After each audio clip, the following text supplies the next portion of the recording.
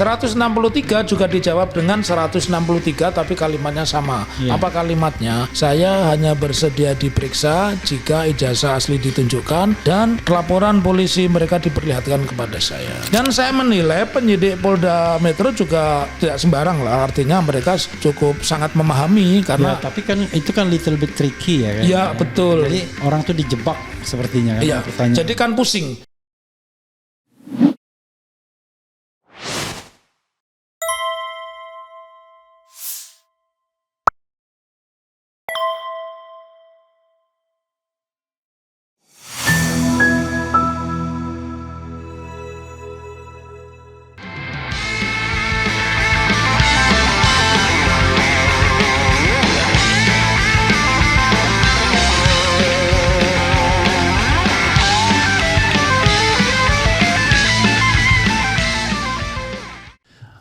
Assalamualaikum warahmatullahi wabarakatuh.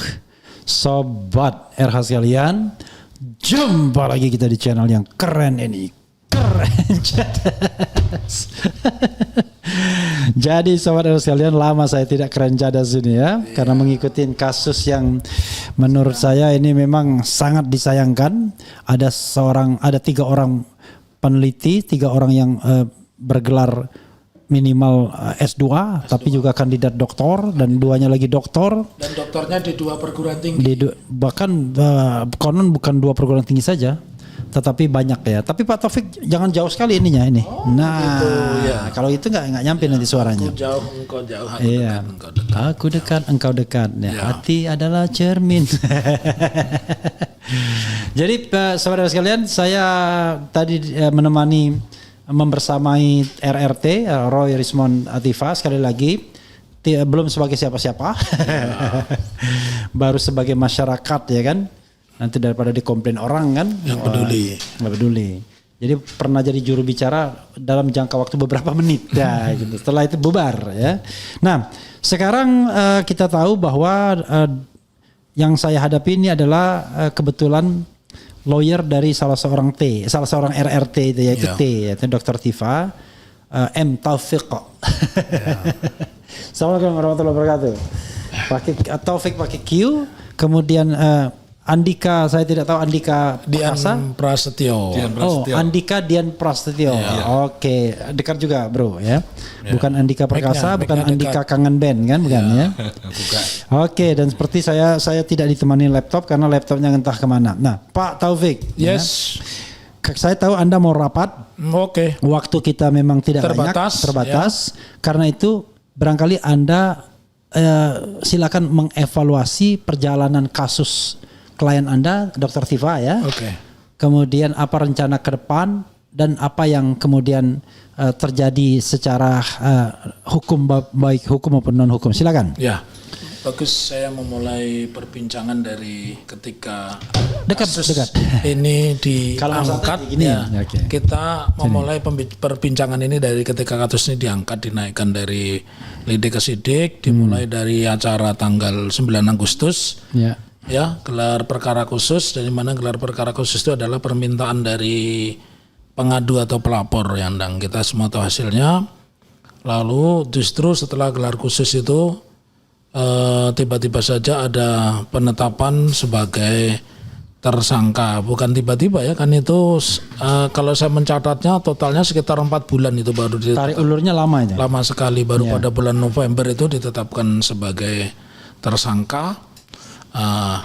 Ada beberapa pertimbangan yang ingin saya sampaikan. Pertimbangan sejauh ini buat semua apa itu namanya kalau subscribernya itu Sobat RH. Sobat RH. Sobat RH ya, saya mau sampaikan yang pertama bahwa ketiga klien kami Roy Rismond Syanipar dan Tifa itu posisinya aman-aman saja. Aman-aman saja itu artinya kita harus memaknai bahwa dia sebagai orang merdeka. Sekalipun ada dinamika di dalam pertemuan di Komisi Reformasi Kepolisian.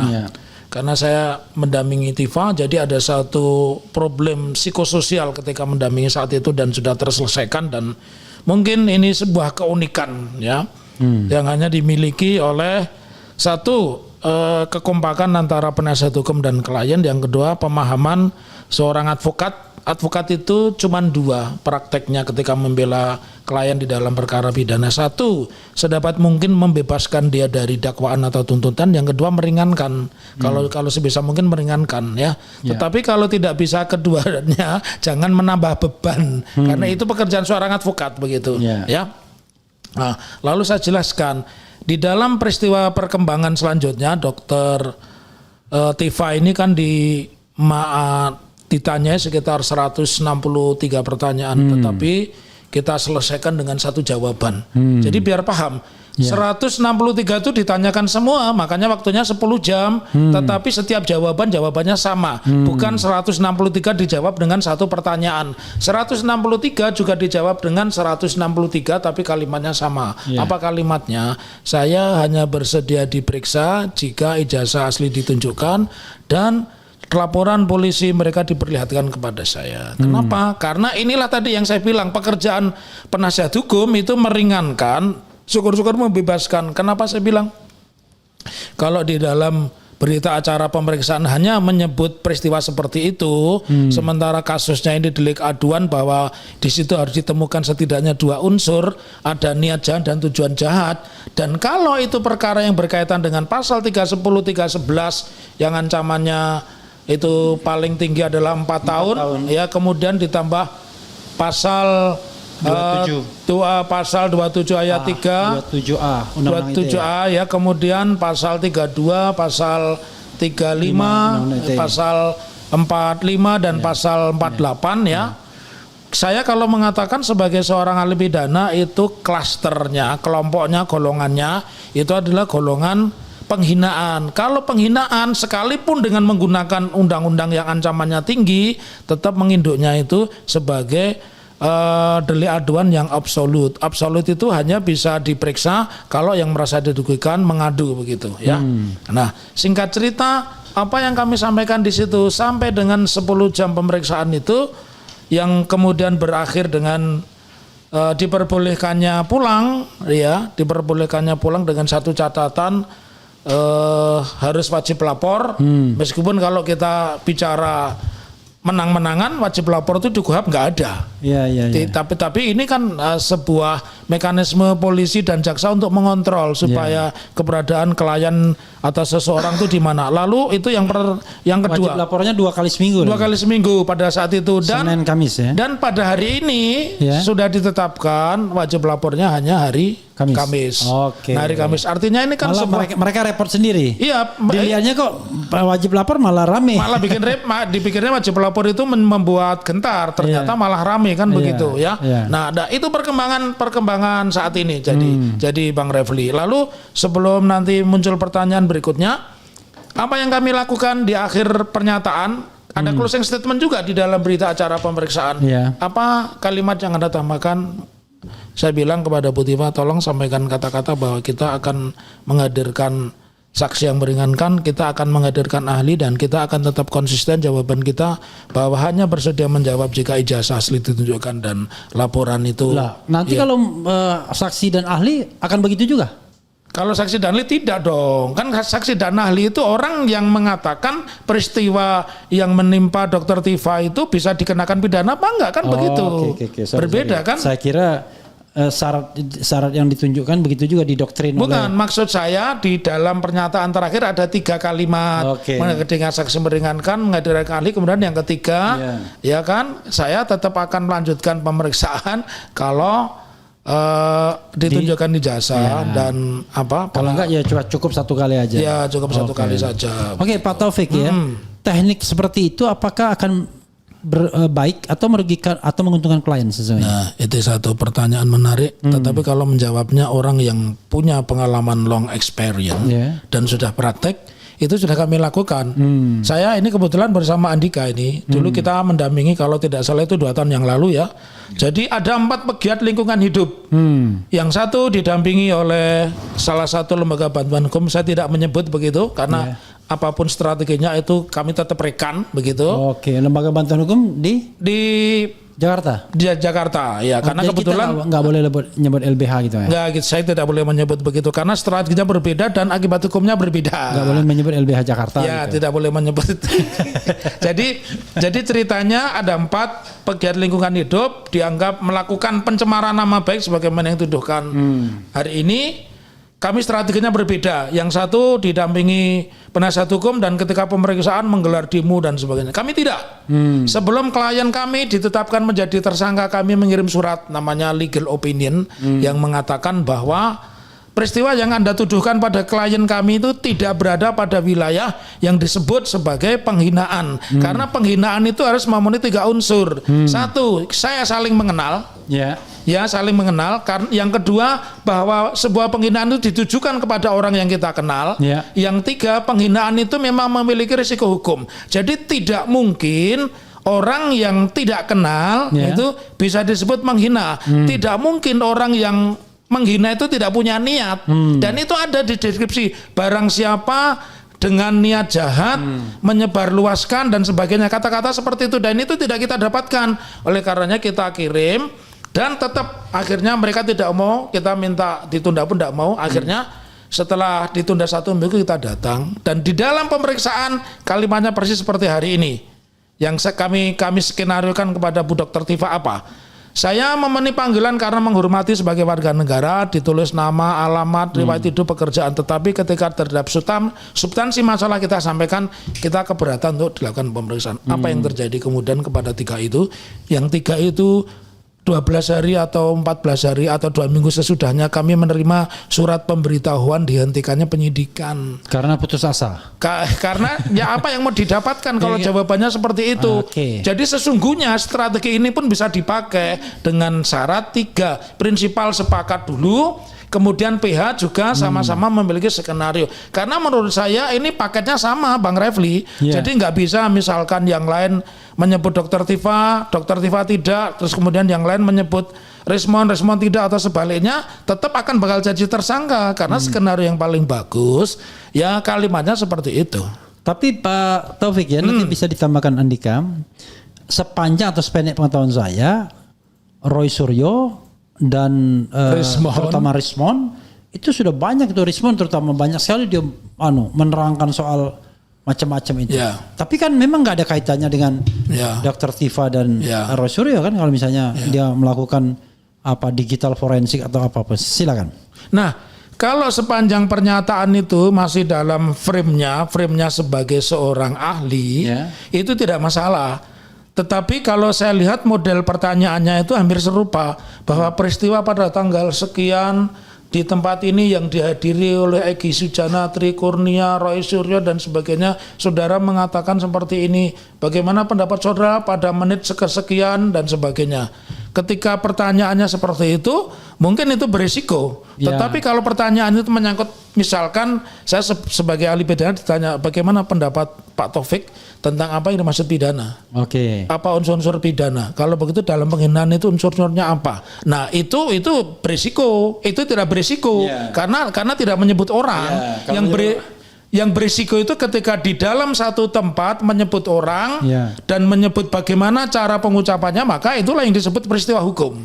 Peristiwa pidananya di situ ya. Di situ betul. Jadi dan saya menilai penyidik Polda Metro juga tidak sembarang lah, artinya mereka cukup sangat memahami karena. Tapi kan itu kan little bit tricky ya. Betul. Jadi orang tuh dijebak sepertinya kan pertanyaan. Jadi kan pusing. Mungkin pertanyaan 12 nanti tidak diulang, tiba-tiba pertanyaan ke-32 muncul lagi begitu. Iya. Jadi Bro Andika, apa yang Anda ingin sampaikan? Apakah Anda ingin kita nonton film Viking itu gimana? Pak Refli ternyata penggemar Viking juga. Silakan. Jadi terima kasih Pak Refli sudah bisa masuk ke Keren Cadas. Podcast Keren Cadas yang pemirsanya jutaan. 3,7 juta. Nah, mudah-mudahan nonton semua. Gak ada kerjaan begini Pak Refli. Trik-trik semacam itu sebenarnya sudah pernah dilakukan pada waktu persidangannya Gus Nur dan Bambang Tri. Ya. Nah, mereka ini dijaring dengan banyak pasal. Ya. Juga masalah fitnah, juga masalah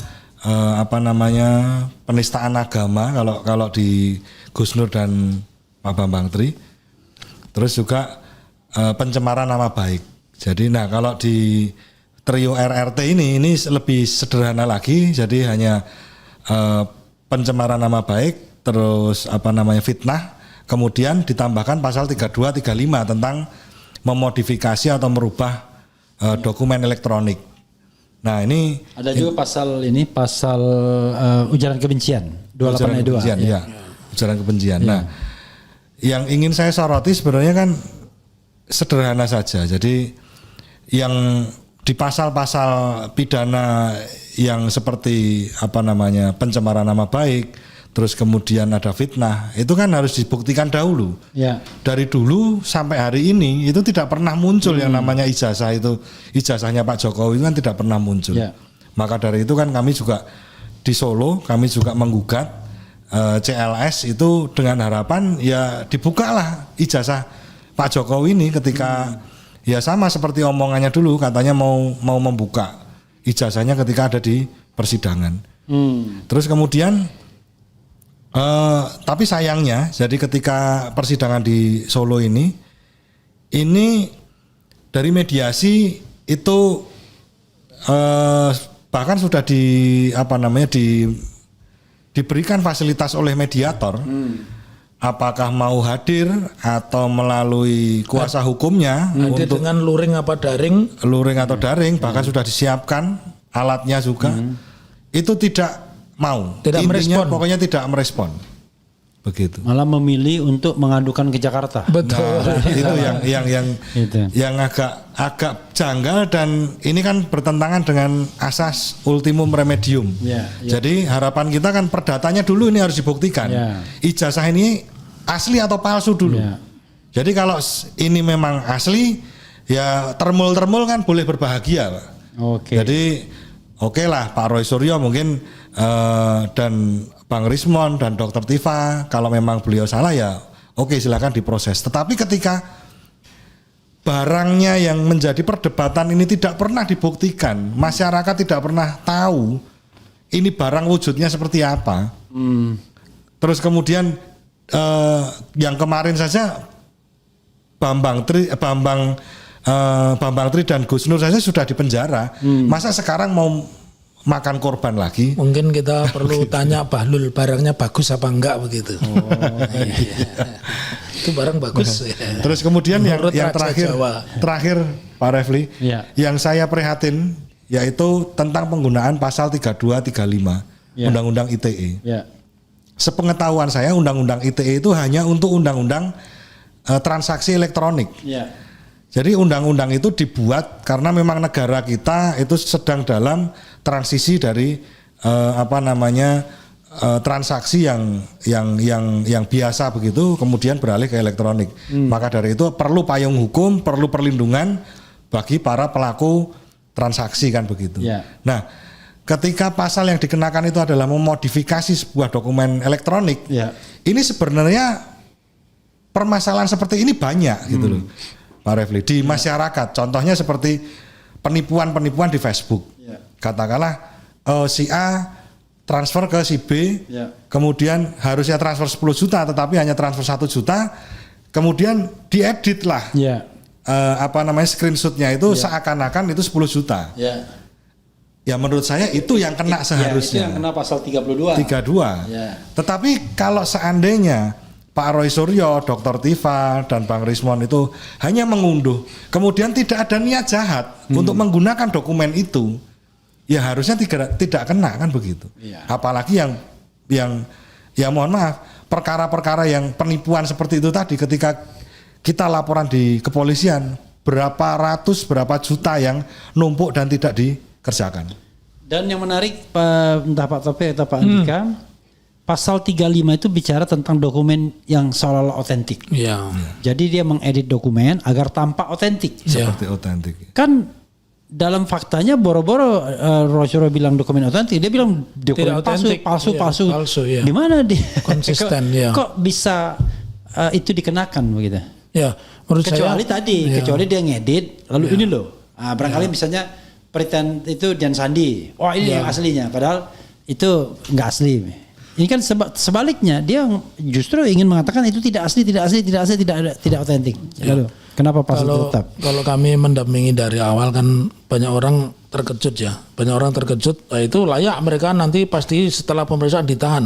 Karena di luar itu berkembang kalau Mabes Polri dan juga Polda Metro itu sudah menyita ijazah asli begitu, menyita ijazah asli. Tapi secara faktual ternyata tidak, bahkan kaget semua, termasuk kami berdua pun kaget karena ternyata mereka tidak bisa menunjukkan dengan alasan bahwa itu sudah menjadi dokumen barang bukti, sudah istilahnya karena sudah dijadikan barang bukti sehingga tidak bisa dibuka. Nah kalau saya kan sederhana, kalau sudah menjadi barang bukti berarti pemeriksaan selesai. Kalau selesai kenapa tidak dilimpahkan ke kejaksaan ya? Nah berkaca dari tadi maka itu yang kalau saya melihat cara berpikir yang ahistoris, jadi nggak urut begitu. Ketika kita menuduh adanya pemalsuan, justru ditunjukkan dulu bukti aslinya yang mana, nanti disejajarkan dan masyarakat itu harus dimengertikan ini yang asli, ini yang palsu. Sama juga ketika negara ini menangani perkara uang palsu kan dibedakan ini uang asli, ini uang palsu. Bahkan masyarakat diberikan penjelasan ini loh ciri-ciri uang palsu, ini ciri-ciri uang asli begitu. Nah, oleh karenanya kalau kita melihat bahwa pasal 32, pasal 35 mengubah ya, tentunya saya lebih melihat bahwa dengan menggunakan pasal 35 dan 32 itu berkeinginan di dalam pemeriksaan itu bisa dilakukan penahanan begitu, saya hanya melihatnya itu. Nah, saya mengkajinya sebagai orang yang menulis buku undang-undang ITE bukan undang-undang subversi. Cara menyebut pasalnya pun juga tidak benar. Di mana-mana kalau pidana itu disebut dulu kejahatannya, barang siapa melakukan perbuatan ini di penjara misalkan 8 tahun, denda setinggi-tingginya 1 miliar. Lalu kemudian normanya apa? Sementara ini kebalik, pasal 32, 35 itu norma, tidak ada sanksinya begitu loh. Nah, jadi berkaca dari peristiwa itu, maka hukum acara itu seperti yang sering Bang Refli sebut, di dalam hukum acara pidana kita juga berlaku istilah one mechanism for all, satu mekanisme yang sama, apakah itu undang-undang ITE, apakah itu penipuan, penggelapan, penghinaan itu sama. Jadi yang disebut sama mekanisme yang sama untuk sebuah peristiwa pidana, maka yang pertama kali untuk mencukupi supaya perkara ini nanti bisa lari ke pengadilan sesuai pasal 184 dan 185 harus dicukupi bukti dulu. Kalau tanpa dicukupi bukti hanya mengatakan bahwa resornya dianggap mengedit sementara tidak pernah hingga pemeriksaan hari ini hingga penetapan tersangka barbuknya apa tidak pernah disebut. Menurut saya itu cara pemeriksaan yang ahistoris dan itu bertentangan dengan prinsip-prinsip umum tentang penetapan tersangka. Penetapan tersangka itu selain didasarkan pada niat, perbuatan yang dilarang dan ada sanksi, maka bukti materialnya itu harus ada dulu. Bukti materialnya ya setidak-tidaknya itu ijazah atau transkrip atau apa yang bisa melegitimasi bahwa apa yang dilakukan oleh Rosario Rismond dan Dr. Tifa itu adalah mengubah data sehingga data palsu. Nah, yang berikutnya kalau saya melihat sumbernya sebenarnya sama loh itu. Sumbernya sama dari apa yang diunggah oleh Dian Sandi pada 1 April 2025 yang sudah ditonton lebih kurang 7,9 juta. Nah, menurut saya kalau mereka yang mengomentari itu mengedit itu dianggap sebagai merubah data, nah tentunya yang data itu dianggap asli atau tidak. Itu pertanyaannya. Jadi kalau merubah sesuatu itu tidak dibuktikan keabsahannya ya tidak ada perbuatan pidana. Saya lebih jauh lagi, tidak ada perbuatan pidana begitu. Pak Taufik, Anda sudah ditunggu. Saya mau memberikan kesempatan closing statement. Kasihan Anda. Tapi dari Andika dulu closing statement, tambahkan lalu closing statement, silakan. Ya, terima kasih Pak Refli. Sebenarnya simpel saja ya. Dalam permasalahan ijazah yang sudah bertahun-tahun, karena kan saya mendampingi itu kan masalah ijazah ini sebenarnya kan dari dulu. Jadi dari zamannya Gus Nur, Pak Bambang Tri, kemudian berlanjut sekarang ini, kebohongan itu akan sulit ditutupi. Tetapi sebuah kebenaran itu pasti akan gampang sekali ngomongnya begitu. Jadi kebenaran itu ya seperti Pak Arsul Sani katakanlah. Akan menemukan jalannya ya. Pak Arsul Sani ketika dia dituduh ijazahnya palsu Pak. Enggak, dia langsung konferensi pers, ini ijazah saya, ini begini, selesai langsung. Walaupun belakangan ada juga surat elektronik yang mengatakan bahwa universitas dia tempat dia mendapatkan tidak punya akreditasi untuk ijazah. Jadi ijazahnya yang sangat mungkin asli dari universitas yang bersangkutan, tapi institusinya tidak berhak. Itu palsu juga. Tapi paling tidak beliau nanti ketemu UTS juga dong. Tapi paling tidak beliau adalah sebuah contoh, Pak. Ya mungkin Pak Arsul Saninya yang tidak tahu kalau jadi memang mekanismenya udah benar dia, ya kan? Perkara substance-nya kemudian agak tidak benar, ya patut dilakukan juga. Nah, maka dari itu Pak Jokowi ini seharusnya kan sebagai seorang tokoh bangsa, mantan presiden ke-7 ya, seharusnya memberikan contoh yang baik lah. Apalagi kan diidolakan para pengikutnya kan ya. Banyak juga kan pengikutnya sebagai dewa. Ya, sebagai dewa, sebagai nabi. Dewa mabuk. Jadi kalau memang seperti itu ya berilah contoh yang baik, berilah contoh yang wajar. Jadi kalau seandainya beliau itu memang punya ijazahnya asli, Pak, dan tidak dikeluarkan, justru mempidanakan orang lain. Betul itu. Ada pernyataan yang ya kita harus lihat dulu kondisi psikologisnya bagaimana. Tapi kalau memang ya mohon maaf tidak asli, ya seperti ini. Kira-kira begitu, Pak. Pak Taufik, pakai Q. Saya ada 2 statement. Seringkali muncul pertanyaan loh. Itu polisi sudah menyatakan sah, kemudian UGM sah. Saya mengatakan sebuah peristiwa yang disangsikan kebenarannya dan sudah bergulir ke pengadilan, maka sah dan tidaknya yang menyatakan adalah pengadilan. Ya, itu sebagai seorang ahli pidana. Kemudian yang kedua, saya ingin mengatakan kaitannya dengan peristiwa ini. Tadi belajar dari Arsul Sani ya. Arsul sorry. Nanti itu dulu sutradara ya. Kalau Arsul Sani ya sudah almarhum. Kalau ini belum almarhum ya. Arsul Sani. Nah, saya ingin mengatakan begini. Di dalam teori hukum, apalagi kalau kita menganggap hari ini yang berlaku adalah hukum positif, maka cuma simpel sebagai ahli pidana saya mengatakan seseorang, apalagi negara, silahkan menegakkan hukum tapi dengan cara-cara yang tidak melanggar hukum. Dan ini ada pada peristiwa yang namanya Arsul Sani. Sekalipun dia dituduh melakukan kejahatan, dia membuktikan itu dan dia tidak menempuh langkah-langkah pidana karena mungkin juga khawatir ini ijazah beneran atau ruko kan begitu. Tetapi setidaknya ini yang saya katakan bahwa tesis yang terpenting itu tidak boleh seseorang menegakkan hukum itu dengan cara melanggar hukum. Harus kita hindari penjara, masukkan penjara dan sebagainya. Itu tidak dibenarkan. Dan itulah yang harus saya tentang. Tetap keras. Ya, saudara sekalian, sayang sekali ya. Karena beliau ini akan rapat tim Dr. Tifa. Jadi sekali lagi memang walaupun mereka kompak RRT, tetapi memang mereka di backup oleh lawyer masing-masing. Masing-masing terakhirnya berbeda. Jadi mungkin jalannya berbeda, ilmunya juga berbeda, tetapi perbedaan di antara kita.